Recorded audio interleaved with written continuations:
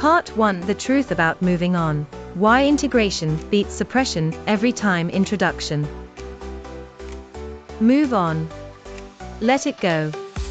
Don't dwell on the past. We've all heard this advice. Maybe you've even given it to yourself. And on the surface, it seems perfectly reasonable. Why would you want to stay stuck in painful memories? Why wouldn't you want to move forward? But here's what I've learned through years of working with people on their healing journeys, and what neuroscience is increasingly confirming: the whole concept of moving on as we commonly understand it. This idea that we can simply leave the past behind and march into the future unencumbered is fundamentally flawed.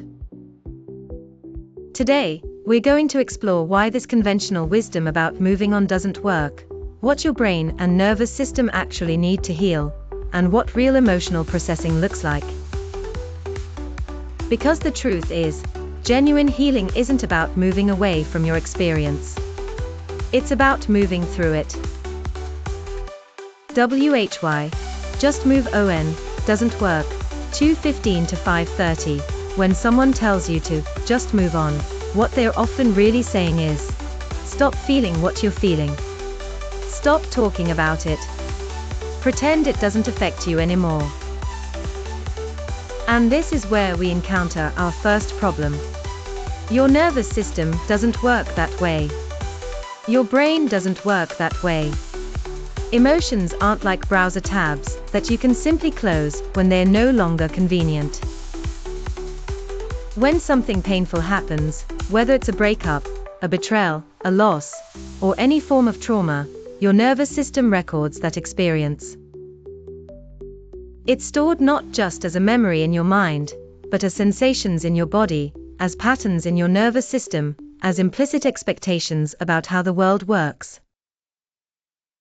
Think of it this way: telling someone to move on from unprocessed pain is like telling them to build the second story of a house while ignoring that the foundation is cracked.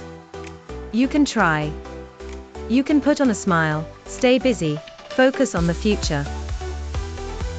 But those cracks don't disappear just because you're not looking at them. Eventually, the whole structure becomes unstable. Research in trauma and neuroscience shows us that suppressed or unprocessed emotions don't dissolve with time.